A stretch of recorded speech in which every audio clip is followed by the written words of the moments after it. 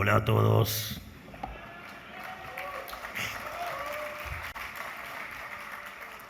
Muchas gracias ADM por esta distinción, por estos regalos. Y hoy voy a dar una charla ligeramente distinta, una charla a la que no están acostumbrados a escuchar de mí. Y la charla, básicamente, lo que va a hacer es contar cómo nos hicimos amigos con Oscar. Después, básicamente, voy a hablar de la ópera Nabucco y el valor que tiene para un libertario la ópera Nabucco.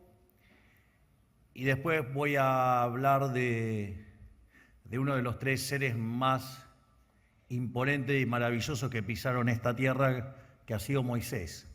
Así es que básicamente ese es el formato de la charla que he diseñado para hoy, y lo que esto implica también para las ideas de la libertad.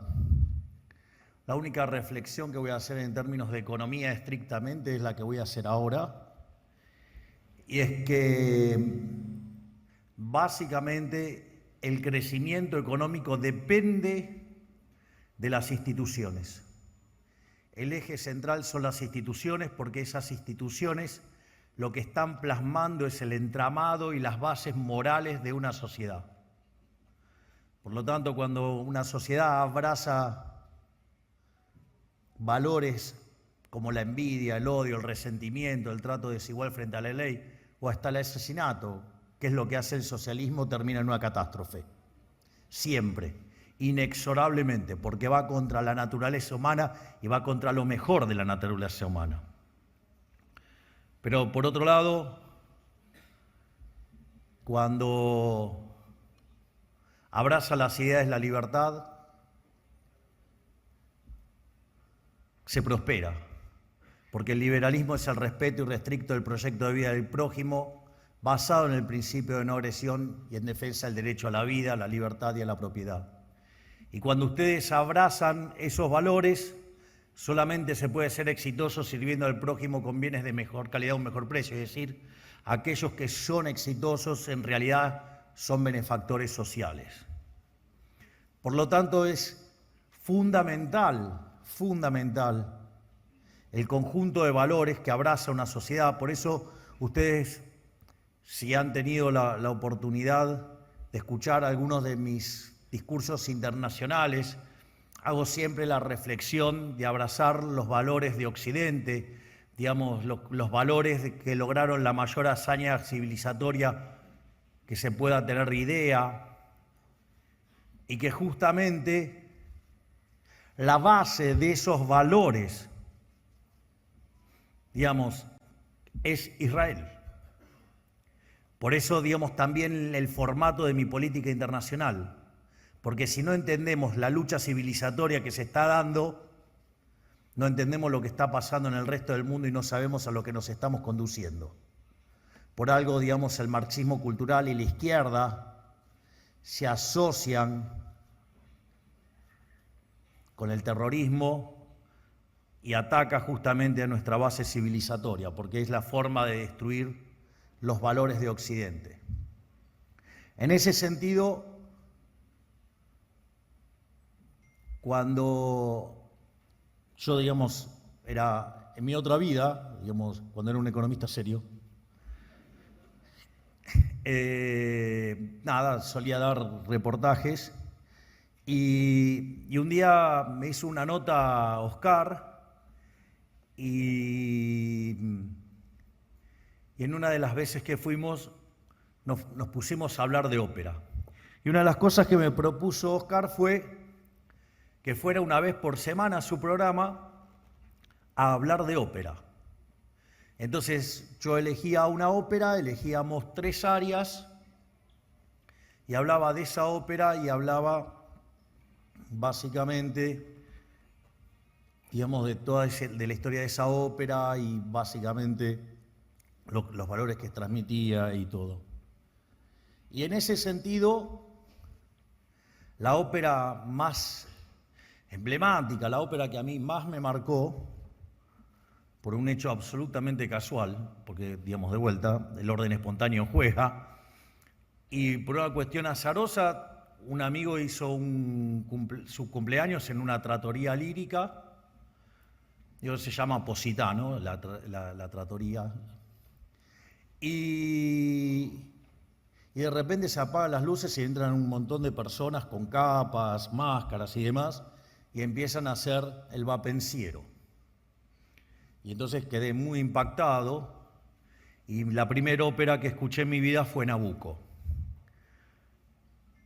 Y después, bueno, digamos como que me radicalicé, como siempre. Entonces,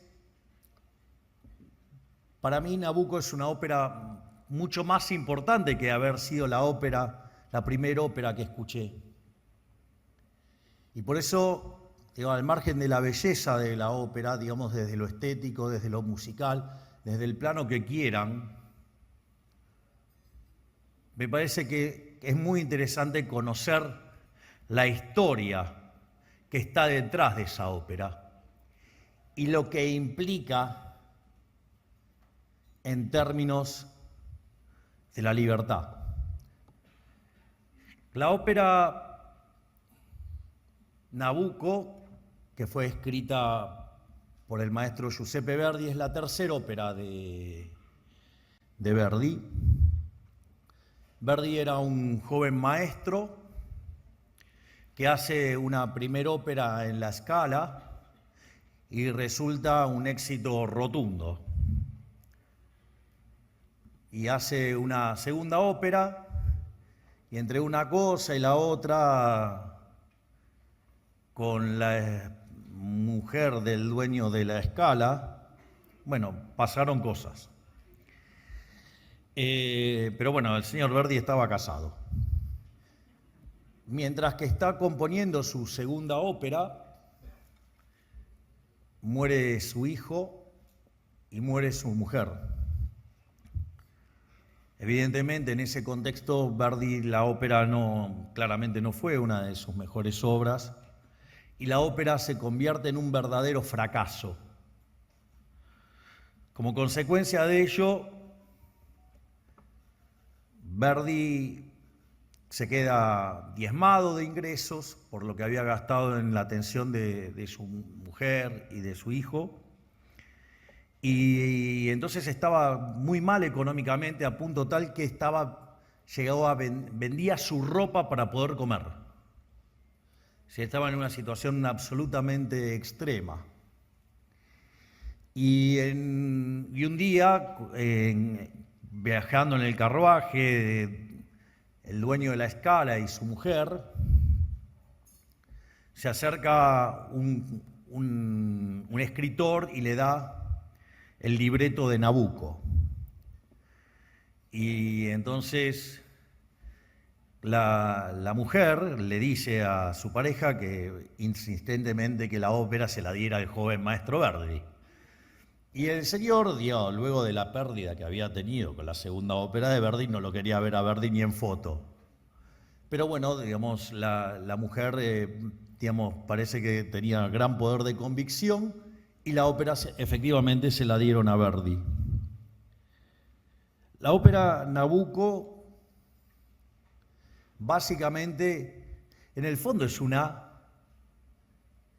ópera, digamos, de protesta. Porque básicamente la ópera narra la ocupación de Israel a manos de los asirios, o sea, a manos de Babilonia. Y en ese momento Italia estaba ocupado por los austrohúngaros. Es decir, con lo cual la ópera traza un equivalente, traza una analogía, un paralelo entre la ocupación de Israel a manos de Babilonia y la ocupación de Italia a manos de los austrohúngaros. De hecho, sin lugar a dudas, uno de los personajes más imponentes desde mi punto de vista en la ópera. Se pueden fascinar con el que quieran. A mí, digamos, hay un personaje que me impacta enormemente, que es el caso de Zacarías. Zacarías vendría a ser como el rabino principal, y el mensaje es impresionante, porque es el que está todo el tiempo arengando al pueblo a no bajar los brazos. Y no baja los brazos, y no baja los brazos, y no baja los brazos. Es muy fuerte el mensaje de Zacarías pidiendo al pueblo que siga sosteniendo la pelea, que, digamos, o sea, la libertad, digamos, de algún modo iba a llegar. Obviamente que la ópera después es como una ópera, o sea, y algunas cosas son muy difíciles de poner en el formato de la ópera. Entonces, digamos, no puede hacer, digamos, que se muera Nabucco, que venga Ciro y que Ciro el Grande sea quien, digamos, le devuelve la libertad a Israel. Pero es muy interesante el recurso metafórico que usa Verdi para esto, porque básicamente en un momento, digamos, Nabucco cae en una suerte de herejía y donde exige a todos que se postren frente a él, porque él no era solamente el rey de Babilonia, el rey de los asirios, sino que él era Dios. Y ahí le cae un rayo y lo deja tirado. Al margen de esa situación, que básicamente después empieza la reconstrucción de la historia y, digamos, el personaje, digamos, lo libera el pueblo de Israel justo cuando estaba al borde de ser exterminado, digamos, que es cuando viene el vapenciero. Pero bueno, es un recurso metafórico que utiliza Verdi para no estar explicando todo este tipo de cosas vinculadas a la historia, digamos, para mantenerlo atractivo. En ese contexto, cuando suena el vapenciero, la gente, internaliza plenamente lo que estaba transmitiendo el vapenciero. Y era la esperanza de los italianos de poder liberarse de los austrohúngaros. A punto tal que es tan clara la metáfora que la gente empieza a sacar las banderas y empieza a gritar ¡Viva Verdi! Pero no tanto por Verdi, sino porque Verdi, cuando ustedes en las paredes escribían ¡Viva Verdi!, porque era Vittorio Emanuele, rey de Italia. Por eso, digamos, la galería que está enfrente, digamos, o si ustedes creen, la escala está atrás de la galería Vittorio Emanuele, justamente por eso. Y en ese contexto empiezan a sacar banderas y empiezan a gritar ¡Viva Verdi! ¿Y quién estaba en el teatro? Estaba el rey de los austrohúngaros. Entonces el rey de los austrohúngaros, frente al revuelo que había y que le estaban complicando sus cuestiones gubernamentales, por decirlo de alguna manera, llama al máximo general y le dice: vaya y meta preso a Verdi. Entonces va a meterlo preso a Verdi, y después de un rato vuelve el general de los austrohúngaros y vuelve sin Verdi. Entonces el rey de los austrohúngaros le dice: pero le dije que lo traiga a Verdi. ¿Por qué no trajo a Verdi? Porque está dirigiendo la ópera. Entonces, obviamente la idea era meterlo preso cuando terminaba la ópera, pero la gente se lo llevó en andas. Algo parecido a lo que pasa en una película de Sylvester Stallone, que se llama Escape a la Victoria. Digamos, y no es casualidad. Es la que hacen los prisioneros que juegan un partido de fútbol y salen liberados, y la gente los termina liberando. Y no es casualidad, ¿no? Porque esa película eran los nazis contra los aliados. y cuando le quieren robar el partido cobrando un penal ilegal, la gente empieza a cantar la Marsellesa. Y cuando Stallone ataja el penal, se lo llevan en andas. Bueno, digamos, vean, digo, Stallone comprende plenamente la batalla cultural. O sea, si no, miren Rocky IV, digo, comprende plenamente de qué se trata. Y eso, y después, de hecho, cuando Verdi muere en 1901, él quería que nadie se enterara, quería, digamos, que su velorio fuera una ceremonia muy, muy reservada, pero la gente se enteró, entonces fue y se llevó el féretro y se lo llevó cantando el Va Pensiero hasta el cementerio. Y por eso durante mucho tiempo el Va Pensiero fue el himno de Italia, y cuando se reconstruye, bueno, después tienen el himno que tienen ahora. Y de hecho hay algunos, digamos, que están pidiendo que el himno de Italia vuelva a ser el Va Pensiero. Es decir, que es una historia vinculada a la libertad. Y la historia vinculada a la libertad que está atrás es la historia del pueblo que más testimonio ha dado de la lucha por la libertad. El pueblo más perseguido de la historia y que siempre logró imponerse. Digo, no hubo grande que no intentara destruir a Israel y no pudieron. Es increíble. Más fuerza del cielo imposible. Pero, por lo tanto, ahora voy a entrar en la tercera parte, que es la discusión, digamos, sobre Moisés y sobre, digamos, lo que fue la salida de Egipto. Una de las cosas maravillosas que me pasaron durante la campaña es que yo, digamos, usé como búnker un hotel, y un hotel que pertenece a un gran amigo que se llama Eduardo Elstein, y el hotel se llama El Libertador, y casualmente los colores son violeta, que son los colores de La Libertad Avanza. Y obviamente que el Libertador, la referencia es a Moisés. Y entonces, ¿por qué es importante? Porque una vez que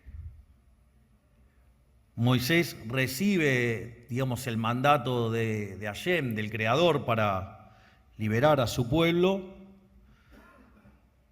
entonces le pide. Moisés era tartamudo, digamos, hay algunas cosas que, salvo que sean estudiosos, no lo saben. Y entonces le dice, pero ¿cómo le voy a estar hablando yo si no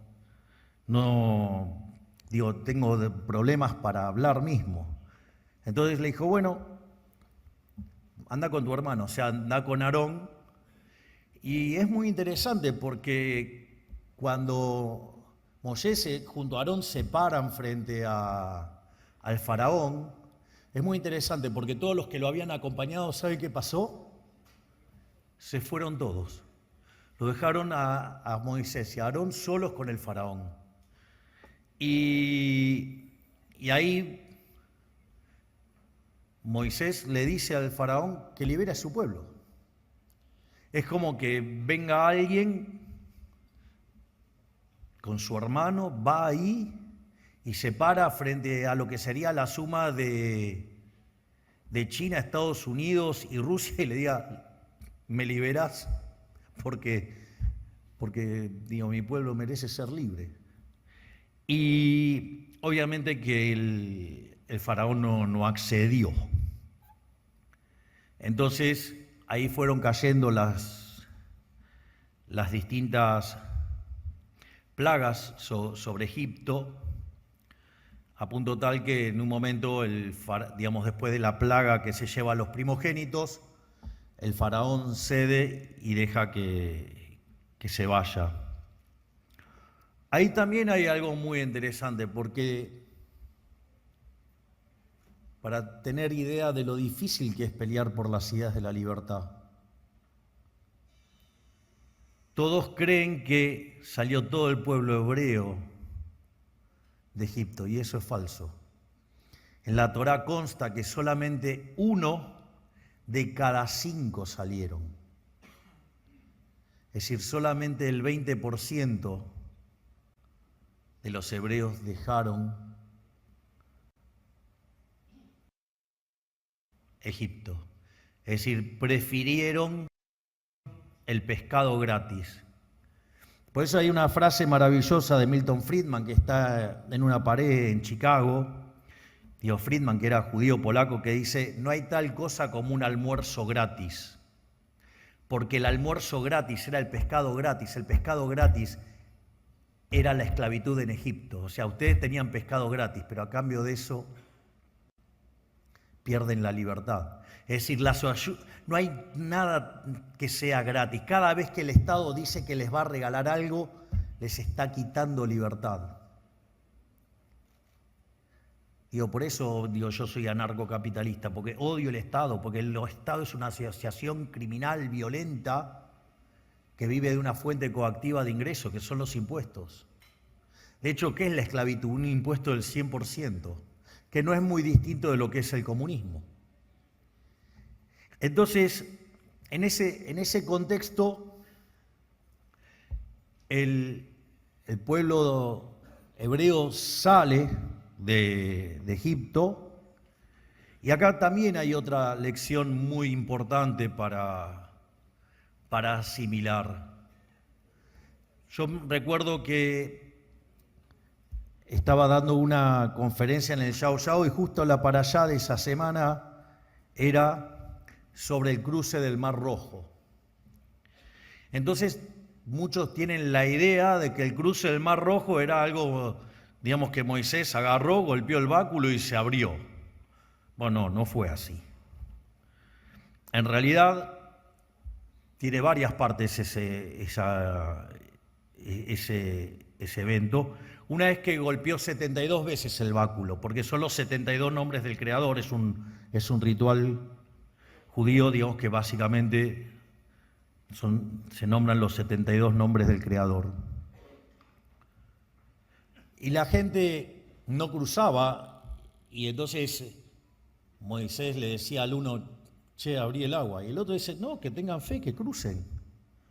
Habían visto cómo las plagas estaban destrozando a los egipcios.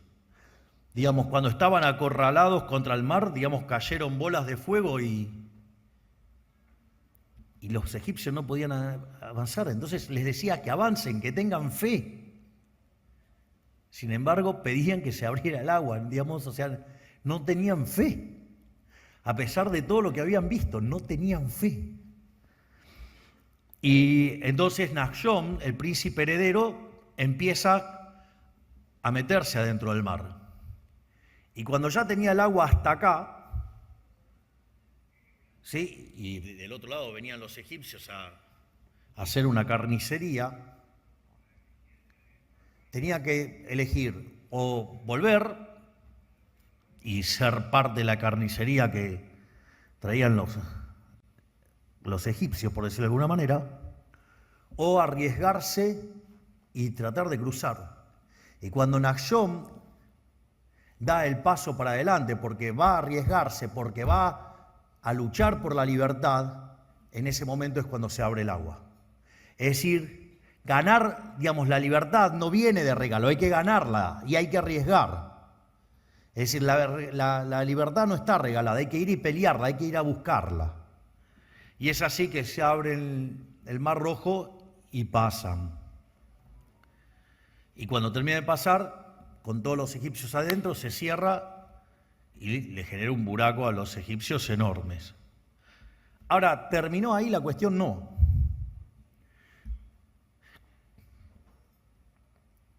La realidad es que ir, digamos, desde el Mar Rojo hasta donde está Israel, digamos, no son más que 6, 7 días. Sin embargo, se tardó 40 años. Y eso también tiene un sentido. Porque básicamente se tardó 40 años para que todos los que habían nacido en Egipto no entraran en la tierra prometida, porque llevaban en ellos ¿qué? Llevaban la esclavitud. O sea, entonces tenía que ser personas que ya hubieran nacido en libertad. Por eso, digamos, son los 40 años. Y que tampoco, digamos, fue tan fácil, porque a pesar de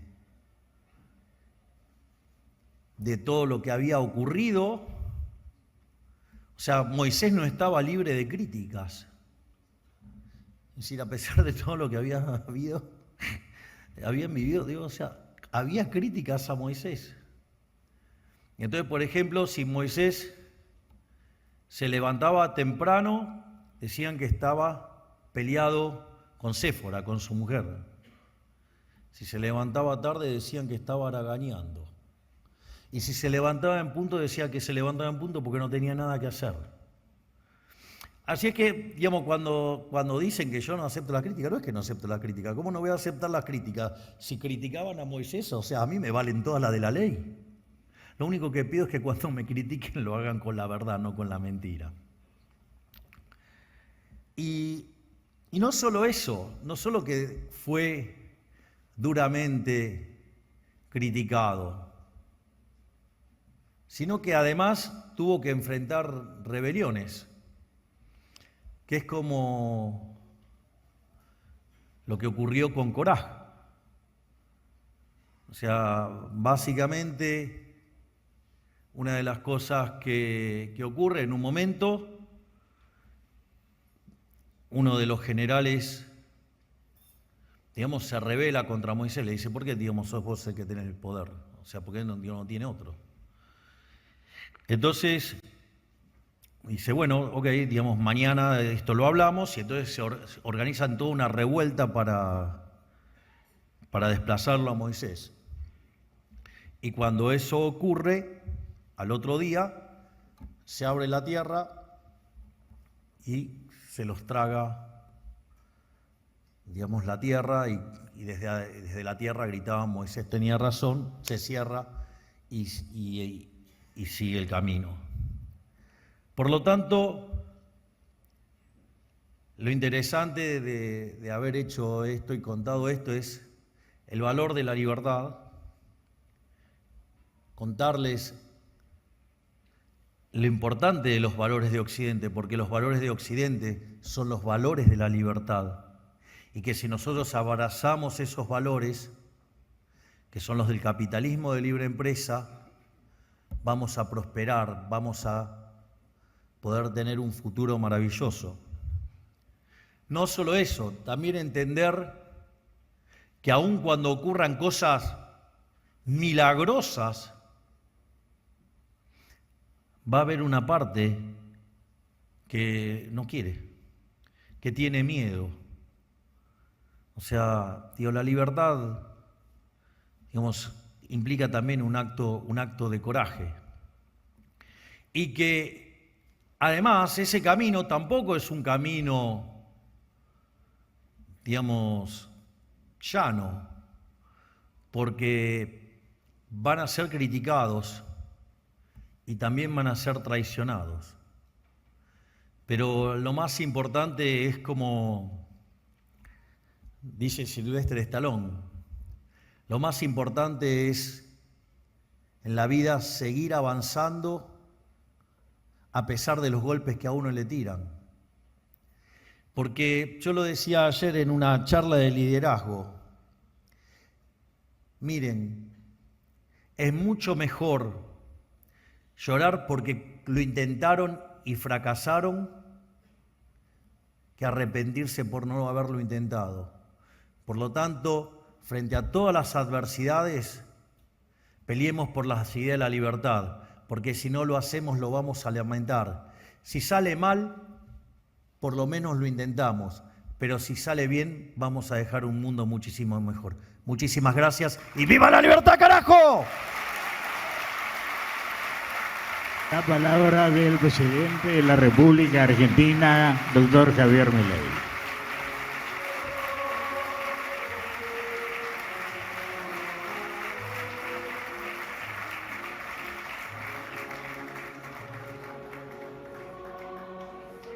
aplauso para el señor Milei.